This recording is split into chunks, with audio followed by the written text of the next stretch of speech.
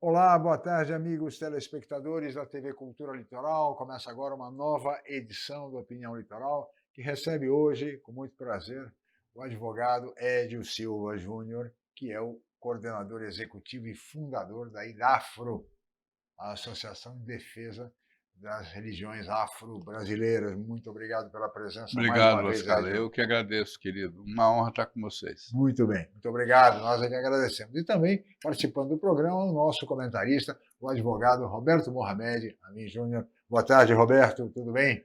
Boa tarde, Chico. Para nós é um prazer receber o Led, porque ele não é... Porque, às vezes, algumas pessoas usam instituições da sociedade civil e viram os pianistas de uma nota só, do dedinho, né? E não é o seu caso. Obrigado. Você, na verdade, é um advogado brilhante em relação a várias questões. Lógico que você tem focado na questão da igualdade racial, mas você não bate numa tecla só. E eu acho que é isso que nos honra mais ainda ter você aqui. Obrigado, querido. É sempre uma honra estar aqui. Além de advogado brilhante, o Dr. Edio também foi secretário de Justiça e Cidadania do governo do Estado de São Paulo, na gestão do governador Geraldo Alckmin. E agora, meu caro Edio, nós vamos ver o primeiro VT do programa, que trata de um caso que você, inclusive, é advogado, relativo à filha da atriz Samara Filippo, que foi vítima de racismo, lamentavelmente. Vamos ver o VT, por favor. Hoje a minha filha sofreu racismo na escola, e não foi um caso isolado. Eu não vou entrar mais em detalhes, porque eu já estou resolvendo isso. Mas acontece das formas mais sutis, que você nem pode imaginar, e nem quer, porque isso não te incomoda, meu caro amigo branco. Eu só quero dizer que a minha filha também pode vir a passar esse tipo de violência se estiver numa loja, olhando ou comprando alguma coisa. A gente está muito longe ainda de erradicar o racismo, mas é se movimentando que as coisas acontecem. Então a missão também desse projeto é treinar funcionários para que eles se tornem agentes antirracistas dentro de empresas e lojas, para que esse tipo de violência não volte mais a acontecer. Viu alguém sofrendo racismo? Denuncie, tome partido. É isso, né, Edio? É isso. Olha, é impressionante, viu, Lascala e Roberto, querido, que a escola, historicamente vista como uma espécie de segunda família, sim, né? Segunda família. Eu tive o privilégio, de certa forma, com o coração partido, mas tive o privilégio de ser advogado da família nesse caso, junto com a doutora Thaís Cremasco, a doutora Nivaldo dos Anjos Filho, e um caso que acabou desembocando na aplicação de uma medida socioeducativa de prestação de serviços à comunidade. Até onde eu sei, é o primeiro caso de prestação de serviço à comunidade. Duas adolescentes expulsas da escola, uma agressão inominável a uma menina negra, na segunda melhor, mais conceituada escola privada de São Paulo. Então, não é razoável. Eu não sei, eu dizia isso antes da gente começar aqui. De um lado, o fato das pessoas começarem a assumir abertamente, não gosto de preto, não sei o que e tal, tem uma dimensão positiva, porque a vítima, ela se organiza. É melhor do que alguém dizer, não tem racismo, não sei o que, é todo mundo igual, e aí quando você vai ver, você tem uma faca, uma pistola na sua nuca. É melhor que alguém chegue com a pistola na sua frente e diga, não gosto de preto, não gosto de preto. As pessoas, não é isso? As pessoas se organizam. Agora, de outro lado, é muito violento. São duas meninas, duas adolescentes, ali na média de 14 anos. A menina tem 14 anos. As adolescentes foram expulsas, vão cumprir agora prestação alternativa, medida socioeducativa de prestação de serviço. É uma resposta que a família e a sociedade dá para a vítima. Agora, é a solução do problema? Não é a solução do problema. Tem alguma coisa errada aí. Claro. Tem alguma coisa errada aí, porque eu sempre digo assim, o direito não dá conta, e o Roberto sabe disso melhor do que eu, o direito não dá conta de resolver um problema tão complexo quanto é o problema do racismo. A lei tem que ser aplicada? Tem. O juiz tem o direito de escolher a lei que ele aplica? Não, ele não tem. A vítima de racismo, quando bate as portas do judiciário, é porque ela já passou por experiências anteriores, ela deve ser ouvida, a lei tem que ser aplicada. Agora, há aí uma falha em escala. Primeiro, do Estado, que é o autorizatário do serviço público, que é uma escola particular, que deveria evitar, porque a escola deveria ter agido para que um fato lamentável como esse não aconteça. E eu quero aqui, em primeira mão, na cultura, anunciar que nós vamos ingressar com a primeira ação indenizatória contra a escola e contra os pais, com base na aplicação de medida socioeducativa. Não é uma alegria dizer isso aqui, mas, enfim, os pais também têm uma cota de responsabilidade. Porque, na verdade, o racismo é essa escala de responsabilidade. É o Estado, são as instituições e são também os indivíduos. Os pais, o Roberto, você e certamente milhares de outras pessoas que estão nos assistindo, são pessoas brancas que, entretanto, não aderem a esse tipo de discurso. Por quê? O que aconteceu na trajetória de vocês, não é? Então, se isso aconteceu com vocês, todas as pessoas, negros e brancos, Sim. também, porque Sim. tem preto racista também. Essa história de que preto não é racista, eu nunca ouvi falar isso aí, quer dizer, enfim, só aqui no Brasil. O ideal é que a gente tenha um país em que as pessoas não sejam julgadas previamente pela cor da sua pele. Muito bem, Roberto. O curioso é que isso, às vezes as pessoas acham que a questão do racismo ela é meramente uma questão de gritar por ações afirmativas, de justificar a política de cotas, como se ela fosse uma situação isolada, a cor da pele. Não, é a cor da pele atrelada à questão social, Sim. que vem lá do século XIX, num processo de extinção da escravidão, de uma forma abrupta e criminosa, como aconteceu no final do reinado de Dom Pedro II. A verdade é essa. Mas o mais grave é que as pessoas não conseguem entender determinados conceitos e que a gente está começando agora a ter a luta contra isso. Eu vou dar um exemplo aqui, claro, que foi agora o caso daquelas duas estudantes de medicina que fizeram aquele vídeo Sim. tripudiando uma paciente de transplante. Sim, eu vi. Independente do que fala, nós estamos falando de duas meninas que fazem uma faculdade particular, estão sendo processadas agora pela família, porque a menina, a transplantada, faleceu, por tudo que falaram, pelo tom que usaram, e é inconcebível que uma pessoa que pretenda ser médica, Claro. uma faculdade particular que vai de 9 a 15 mil reais de mensalidade, portanto não dá para achar que mesmo tendo cota, pobre faz faculdade de medicina, a não ser que seja na USP, Sim. a não ser que seja numa federal, não é? Por quê? Porque nas particulares não tem cota. E essas pessoas, que são pessoas bem nascidas, bem criadas não foram, mas acham que têm o direito de fazer o que querem, porque estavam fazendo residência num hospital público. Então, olhem só a que ponto a gente chegou de desrespeito. Infelizmente, nesse país, e esse discurso que me irrita na direita, de que o Brasil não tem preconceito, como assim? O Brasil talvez seja um dos países mais racistas. Mais racistas. O pessoal da Copa de 58 fala que na Suécia eles eram reis, porque nunca tinham visto um preto. Garrincha falava isso, Pelé falava isso, Coutinho falava isso. Mas nós somos escancarados. E aí entra a seguinte questão, a gente vai acabar com essa palhaçada de criticar a cota dizendo que é a lenda da meritocracia. Todas as oportunidades são iguais.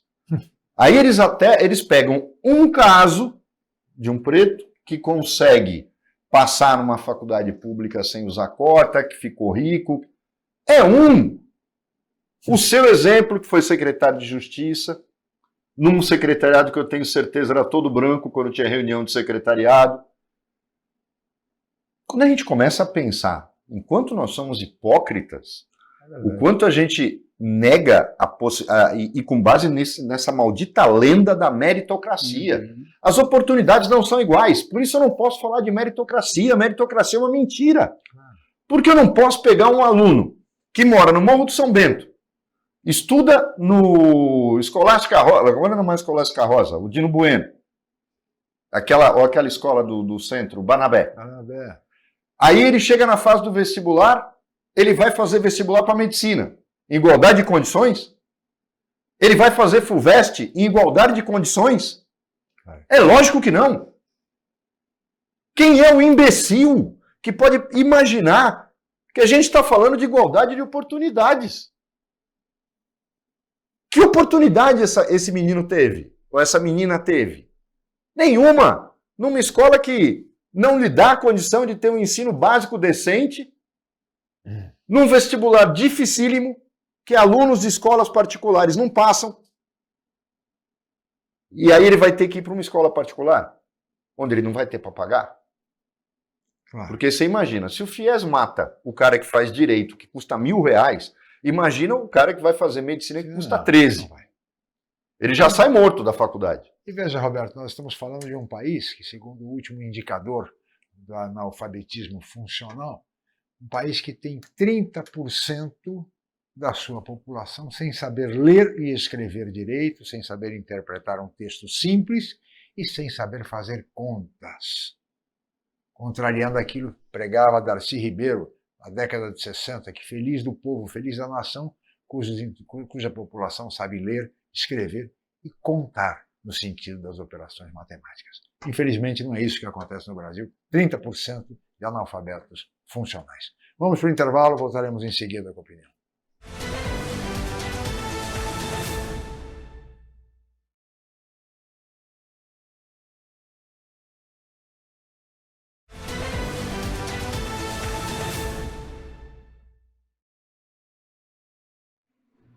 Muito bem, estamos de volta com a opinião que recebe hoje, com muito prazer, o advogado Edio Silva, coordenador executivo do IDAFRO e também ex-secretário de Justiça e Cidadania do governo de São Paulo, e o nosso comentarista, o advogado Roberto Mohamed. E nós vamos ver agora mais um VT, senhores, tratando agora do Roda Viva, de segunda-feira passada, que trouxe a atriz Paola Oliveira. E ela fala num trecho a respeito do cerceamento de políticas de inclusão e diversidade. Vamos ver, por favor. Eu acho que a gente percebe, dificilmente a gente não percebe. E difícil quem se torna a pessoa que o Nilson, né, começou ali a me fazer falar, ou a pessoa que aprende a se posicionar na internet, ou que está minimamente no jogo. É difícil da gente não ver essa coisa acontecer, esse retrocesso. E é difícil a gente também não se posicionar com marcas. Eu faço assim, não uso algumas marcas. Às vezes a gente comete erros, às vezes a gente não sabe, não passa batido em alguma coisa, mas o que eu posso me posicionar, o que eu tenho consciência, eu me afasto e me posiciono, sim, na vida. E acho um retrocesso horroroso. A gente demorou tanto tempo para conseguir, e assim, o pouco que eu consegui é pouco diante do que as mulheres ainda estão batalhando, né? Porque é fácil as pessoas dizem que eu falo muito sobre isso, sabia? Eu já vi, mas vem ela de novo com esse assunto. A gente tem que falar. Acho que a Margarida tá aí de volta, né? A gente tem que falar. A gente falando, as pessoas estão me mudando nos Photoshop. A gente falando, as mulheres ainda falam para mim, como aconteceu uma vez até no carnaval. Ela falou, a mulher tem que usar, tava com a câmera ligada, e ela falou, a gente tem que ser quem a gente quiser, eu acho isso. Eu dei uma frase bonita, um conceito bonito. A hora que desliguei a câmera, ela falou assim, só eu que não, porque eu tô gorda. Eu catei ela, assim, eu nem sei, eu me emocionei. Eu falei, não, você não pode falar isso. Então, assim, a gente tem que falar. Quando a gente sai das nossas bolhas, a gente vê que a gente tem que falar. Quem tem a possibilidade de reverberar um pouquinho, tem que continuar falando para que isso não seja esquecido ou abafado por um retrocesso na moda, em desfile ou qualquer coisa que seja. Muito bem, aí está a atriz Paola Oliveira, entrevistada pelo Roda Viva na última segunda-feira, meu caro Edio. E essa questão realmente que ela aborda, a questão do cerceamento, muitas vezes, das pessoas, por razões mais variadas, diversidade, inclusão, também é um grande mal que acontece no Brasil. Eu quero muito ouvir o Roberto sobre isso, porque, do meu ponto de vista, há muito tempo nós já superamos essa ideia de que diversidade é uma questão ideológica. Diversidade é boa para os negócios. Numa economia global, você tem que dialogar ao mesmo tempo com diferentes culturas, com as 5 regiões do planeta, enfim, etc. Você tem que saber interpretar, conviver e coexistir com a diversidade humana, que é um dos maiores patrimônios da humanidade, a diversidade humana. Sim. Não é?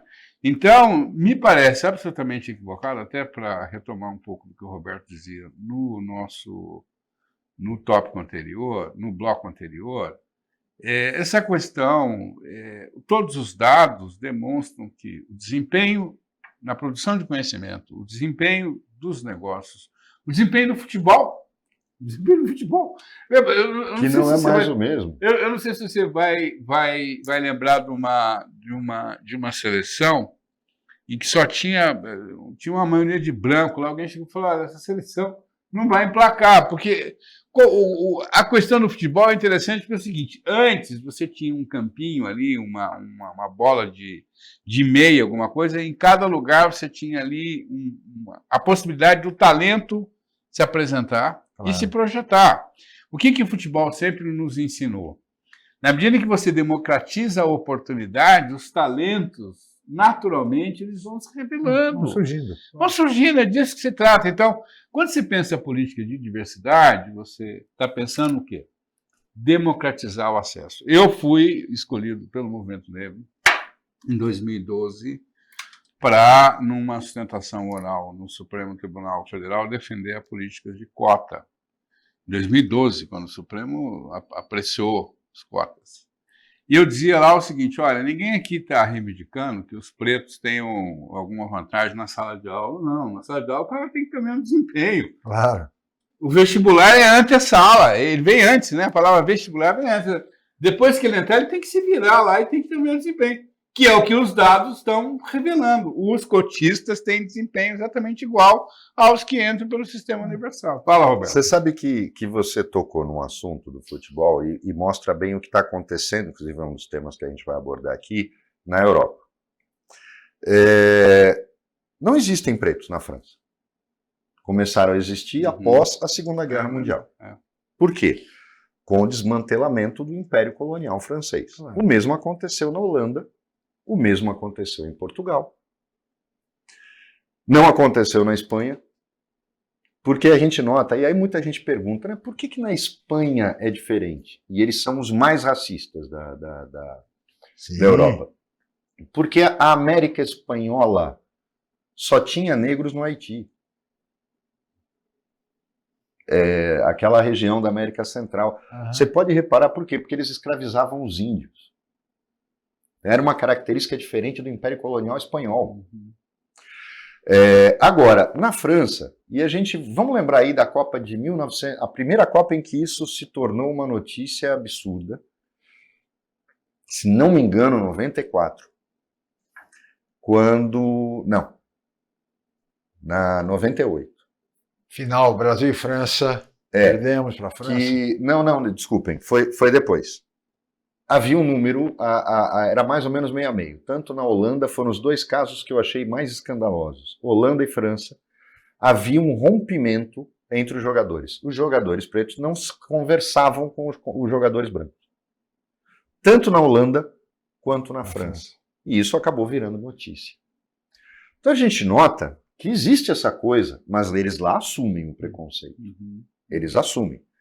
Até porque, tanto na França quanto na Holanda, principalmente, eles têm a visão clara que eles são obrigados a aturar os pretos que vieram da África para lá, porque vieram de colônias africanas. Os belgas têm a mesma coisa, também o comportamento deles, por conta de tudo que eles fizeram na África do Sul, naquela região. E é curioso como eles lá não disfarçam. É aquilo que você falou, não disfarçam. Agora, às vezes eu fico me perguntando, como é que um uruguaio acha que tem a cara de pau de chamar um jogador de futebol brasileiro de macaquito? Porque tirando a Argentina, que sempre achou que houve um erro de Deus em colocá-la na América do Sul, porque a Argentina, na verdade, tinha que ficar na Europa, e ele errou na hora de fazer o continente, o argentino ele tem certeza disso. Né? Eles, inclusive, acharam que quando elegeram um papa, falou, quem sabe a gente muda agora e vai para a Europa. Né? Mas tira a Argentina inteira. Tirando a Argentina, onde a gente nota que você não tem essa questão de diversidade racial, como é que um uruguaio tem moral para chamar um brasileiro de macaquito? Isso é piada. Então, são essas coisas que eu falo, o nosso problema, às vezes, eu tenho a impressão de que não é racial. não é preconceito, é o diabo da hipocrisia. O Brasil é o país dos paradoxos. O brasileiro adora ser hipócrita. Ele fala uma coisa e faz outra.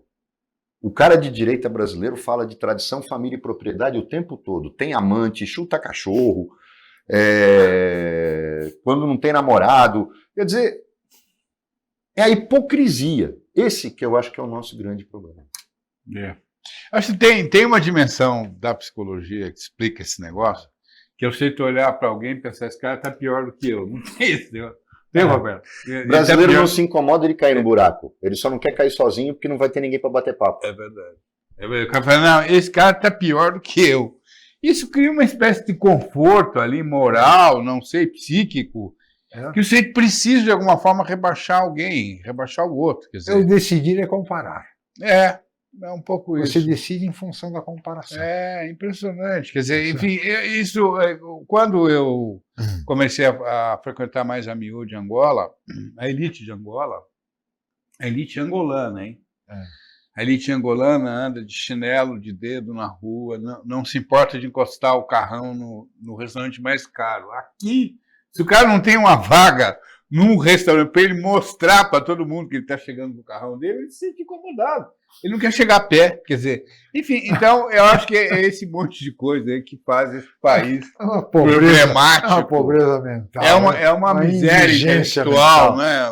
É impressionante. Não, porque quando você pensa, por exemplo, eu quero um camarote, por exemplo, para ver um show, porque eu vou poder ver o show Claro, de uma forma melhor, é uma coisa. Outra coisa. Mas quando eu quero estar num camarote para que todo mundo me veja, aí é outra coisa. Aí é porque eu tenho algum tipo de desvio mental. Claro. Outra coisa. Mas a gente vive num país em que ser influencer virou profissão. Agora, aí você fala assim, influencer, tem 1 milhão de seguidores? Não, tem 15 mil, faz propaganda em troca de hambúrguer, de vestido da 25 de março, do Bom Retiro. Gente, pelo amor de Deus, as pessoas estão perdendo a noção de ridículo, estão perdendo os limites, umas coisas assim, que onde é que a gente vai parar? Aonde a gente vai parar? Quando a gente vê advogado e advogada fazendo TikTok para vender serviço. Meu Deus do céu. Eu olhei aquilo uma vez e falei, a gente enlouqueceu. Ou, parafraseando o meu querido Chico da Scala, o Brasil acabou. Mas realmente, o Brasil acabou. Lamentavelmente. Mas, de qualquer maneira, as pessoas de bem, as pessoas preparadas, qualificadas, digamos assim, né, ainda mantêm este país de pé. Né? No meu caso dos nossos convidados de hoje, ambos advogados e tal, e conhecedores profundos das matérias que tratamos aqui diariamente. Eu queria agora fazer um rápido intervalo, peço a sua licença, também do Roberto, e nós vamos continuar conversando com Edio Silva e Roberto Mohamed no próximo bloco. Vamos para um rápido intervalo, voltaremos em seguida com a opinião.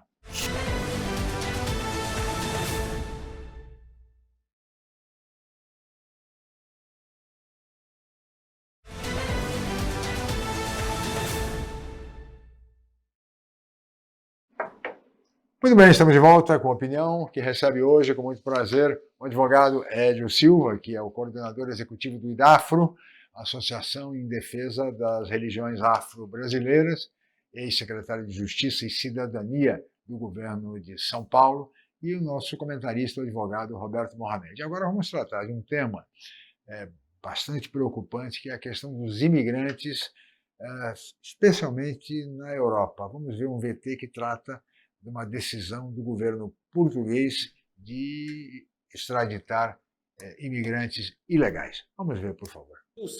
O ministro da Presidência do governo português, António Leitão Amaro, anunciou que mais de 4.500 imigrantes serão notificados já nesta semana.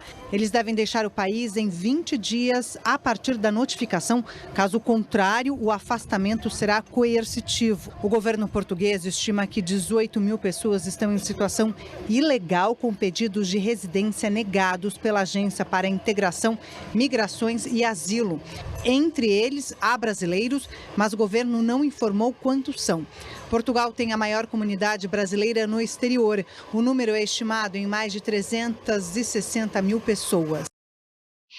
mais de 360 mil pessoas, 1.000 brasileiros estão em Portugal. É quase a população de Santos. Né? E muitos brasileiros vão ser deportados, provavelmente com essa decisão do governo português. E o que chama atenção nessa questão é que eles esquecem que eles estão falando, na sua grande maioria, de pessoas que vieram das suas ex-colônias. Isso, para mim, é vergonhoso. E tudo bem, por exemplo, se você pensar nos Estados Unidos, que deporta ingleses, né? Mas raramente os ingleses deportam americanos. Você vê como é curioso esse tipo de coisa. Né? A Inglaterra meio que assume essa questão de fui um império colonial. Por exemplo, ela não tem uma política para impedir, por exemplo, que indianos vão para a Inglaterra, que australianos migrem, porque existe um peso na consciência do inglês em relação a tudo que eles fizeram. Foi o império mais sanguinário, né? Talvez similar ao espanhol, mas foi o império mais sanguinário. O império inglês se construiu com sangue dos povos colonizados.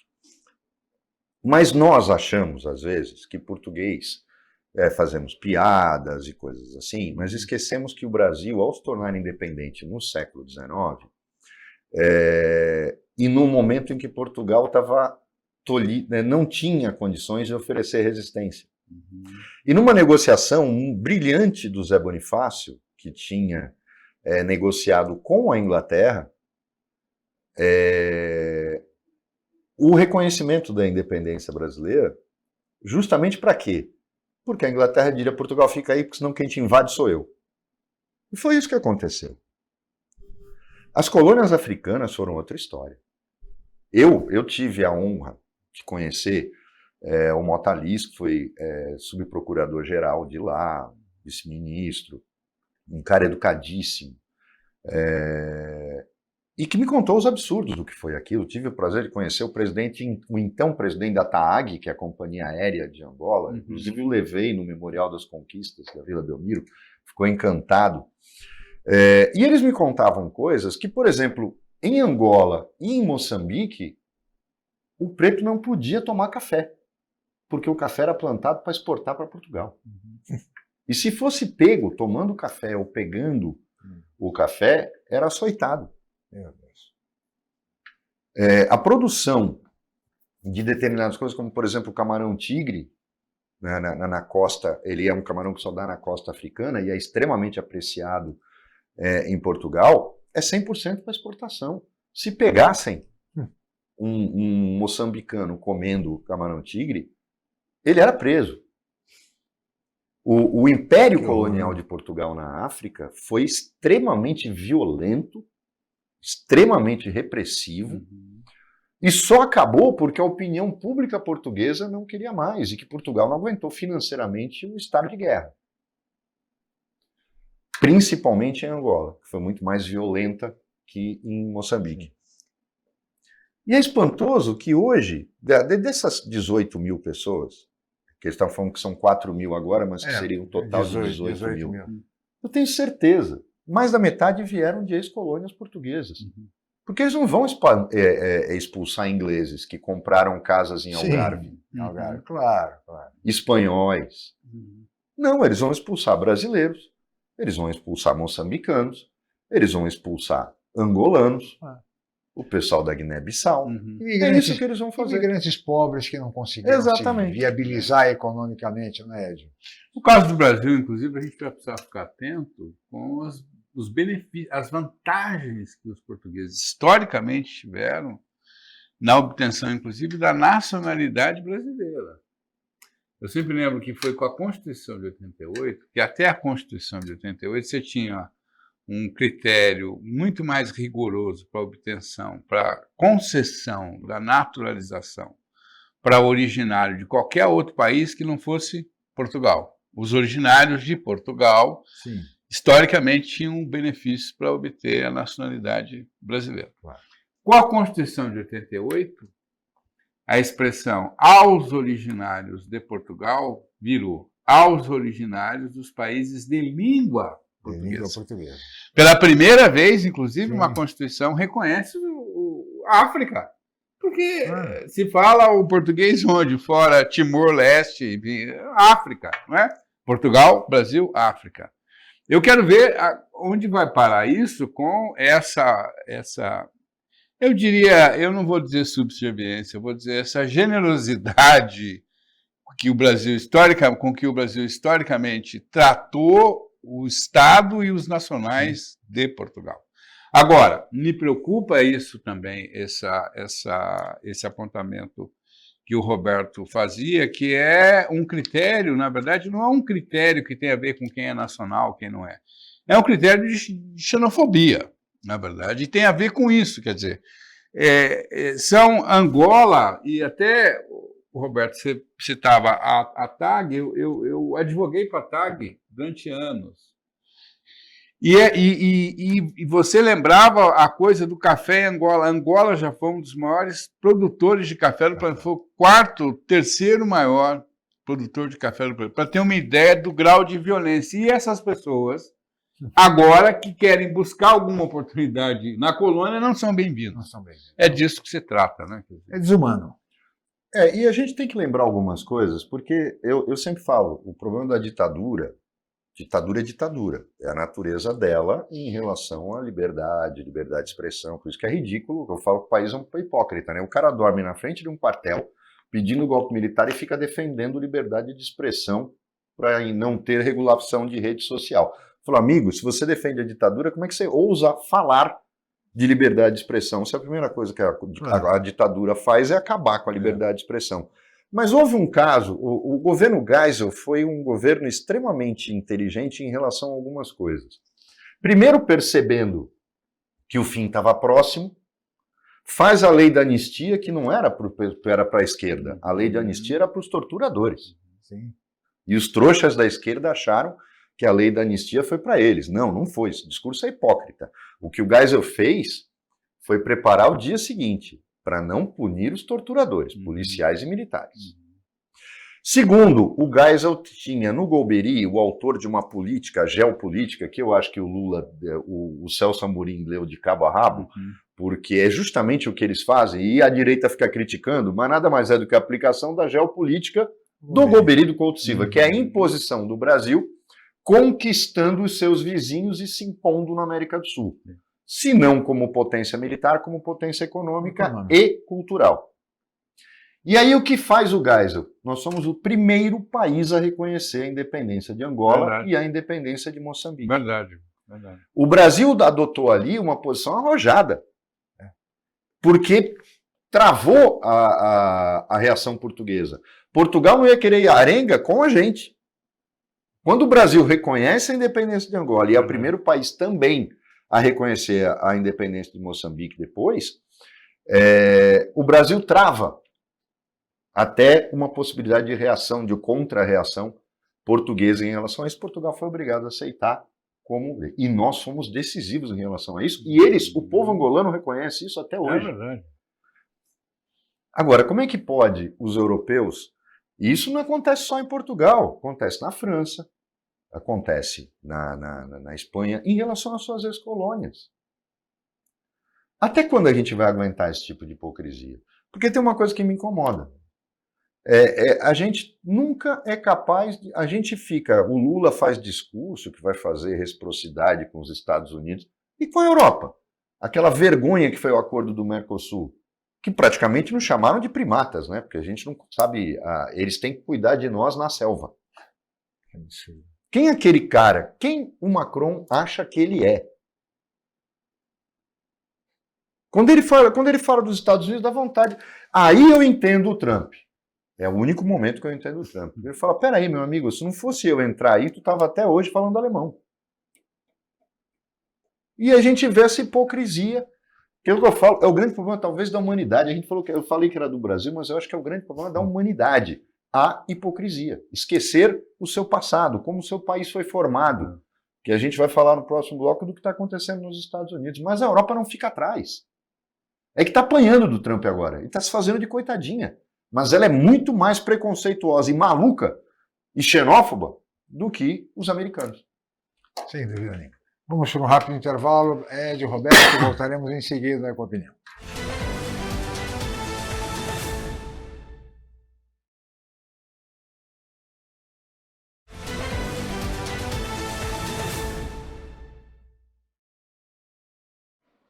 Muito bem, estamos de volta com opinião e agora vamos para o último bloco do programa que recebe hoje o advogado Edio Silva e também o nosso comentarista, o advogado Roberto Mohamed. E vamos ver agora mais um VT do programa que trata agora do governo Trump e a política em relação aos imigrantes. Vamos ver, por favor.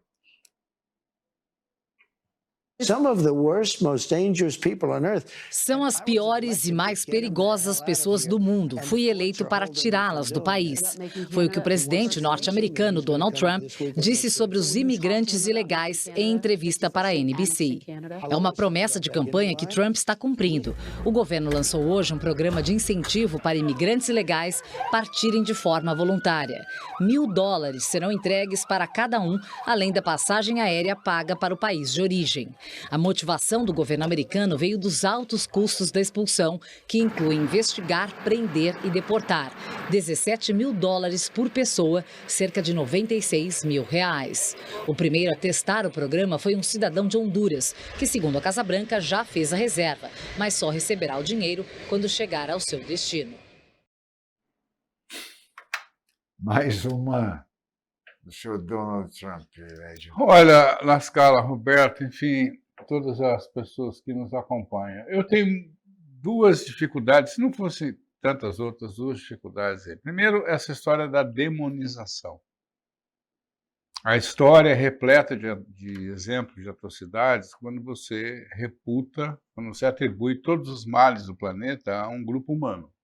Esse negócio me assusta, sempre me assusta, não é? Todos os problemas dos Estados Unidos se devem a... O Trump supõe que são dois. O problema tributário, tarifário e o problema dos imigrantes, que basicamente é o que ele está falando até agora. Fora a crítica igualmente violenta às políticas de diversidade que ele está tentando desmantelar.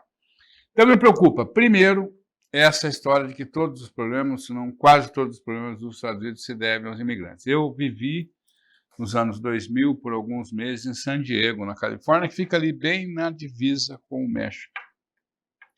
Do apartamento onde eu morava até Tijuana eram 4 quilômetros. Estou falando de 25 anos. Era evidente que havia serviços que os americanos não se sentiam confortáveis para fazer, quem fazia os mexicanos.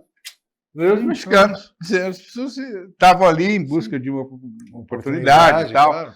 E agora, enfim, parece que os imigrantes, quem ouve o Trump tem a impressão de que sem os imigrantes os Estados Unidos não teriam mais nada, nenhum problema, nada com que se preocupar.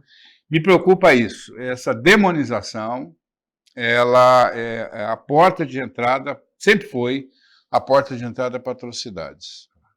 Segundo, a forma violenta como se dá. Eu não entendo a razão pela qual você precisa, um policial, você está algemado, com o braço nas costas, com os pés acorrentados, você precisa tratar as pessoas daquela maneira. É uma demonstração de ódio, crueldade, e de crueldade que me parece incompreensível, desnecessária. Se é um problema, você tem que ter uma política. Se tem que controlar a fronteira, tem. Você tem o problema do ingresso de drogas, você tem o problema de que você vendeu durante séculos a ideia do sonho americano para todo mundo, e muita gente acreditou e tal. Agora, enfim, não me parece que seja demonizando os imigrantes indistintamente e tratando-os dessa forma que ele vai resolver os problemas. Resolver qualquer tipo de problema em qualquer parte do mundo. A coisa está chegando num grau, e eles esqueceram como os Estados Unidos foram formados, né? Porque se falar que a América é para os americanos, é para os Comanches, para os Apaches, para os Sioux, porque todo mundo foi imigrante, né?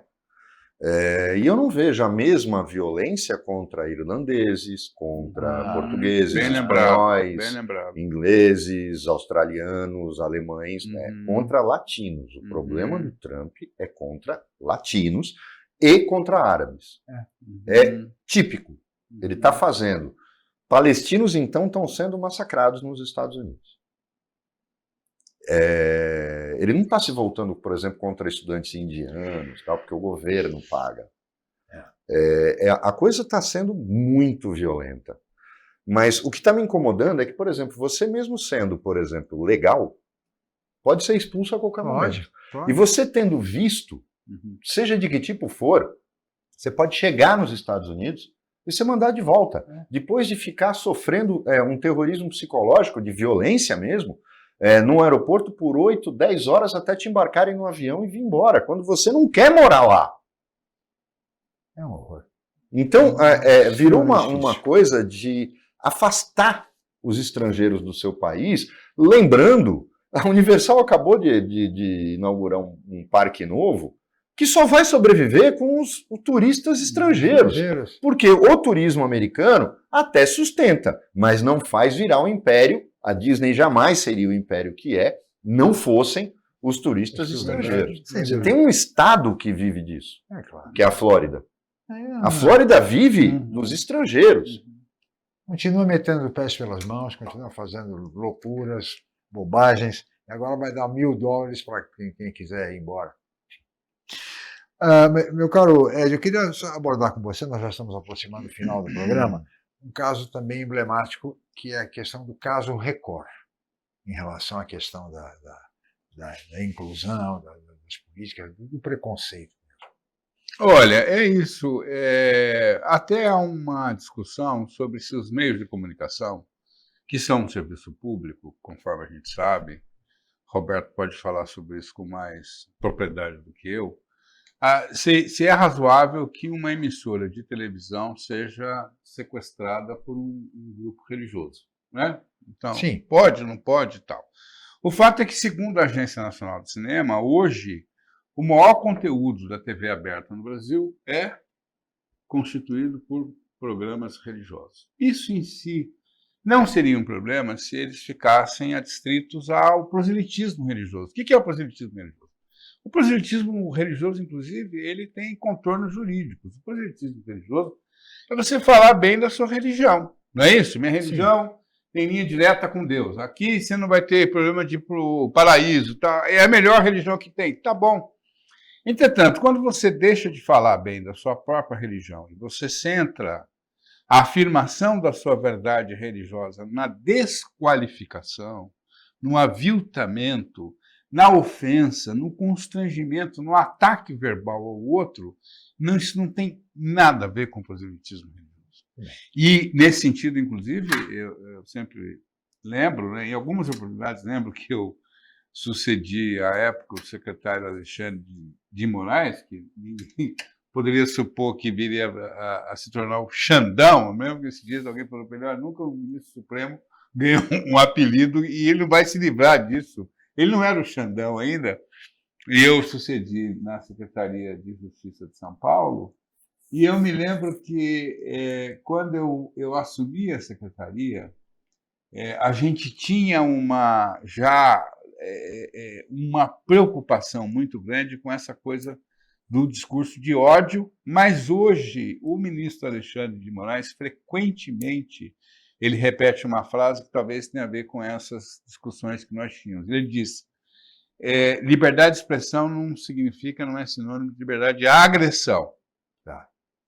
Por conta de agressão às religiões de matrizes africanas, nós então ingressamos, eu penso que com um segundo pedido de resposta coletivo na história da justiça no Brasil, e ganhamos na primeira instância, ganhamos na segunda instância, e então acabou se viabilizando um acordo por meio do qual, à época, a Record News publicou uma série de programas produzidos, concebidos e dirigidos pelas religiões de matriz africana. Um caso histórico importantíssimo para demonstrar o seguinte, não há nenhum problema, nós somos um país plural, diverso e tal. Quer falar bem da sua religião? Tá bom, ok. Conviver harmoniosamente. Mas sem desqualificar ninguém. Sem agressão. Sem agressão. Tá Como certo. diz o ministro Xandão, sem agressão. Muito bem. Meu caro Edio, Roberto, eu só queria terminar, temos um minutinho ainda. Você está lançando, a OAB está lançando um curso para advogados com a questão do julgamento de perspectivas raciais. O Conselho Nacional de Justiça, em outubro de 2024, aprovou, então, um protocolo para julgamento com perspectiva racial, que é uma espécie de instrumento de interpretação, um guia de interpretação para que os juízes se apropriem da temática ou de uma noção mínima da temática racial para julgar de forma mais adequada os casos envolvendo parte negra ou testemunha, enfim, que seja e tal, e a OAB muito atenta a isso. O presidente Beto Simonetti, a conselheira federal Silvia Souza, me honraram com um convite para uma reunião com o presidente Beto Simonetti, que ocorreu há uma semana, e nós então vamos lançar um programa para treinar advogados, estagiários, estudantes de direito do país inteiro, porque essa é uma demanda que cada vez mais bate às portas do judiciário. O judiciário precisa estar preparado para lidar com isso. Muito bem, Edil. Olha, nós teríamos muito mais a conversar. Obrigado. Sabe, nós temos, Roberto, limitações de tempo. Eu quero que vocês me chamem mais vezes. Muito obrigado, viu? Edil Silva. Obrigado a sua vocês. participação Obrigado. mais uma vez aqui no Muito obrigado ao Roberto Mohamed, especialmente a você, meu caro telespectador, minha cara telespectadora, pela audiência qualificada de sempre. Nós estaremos de volta amanhã em mais uma edição do Opinião. Muito obrigado e até lá.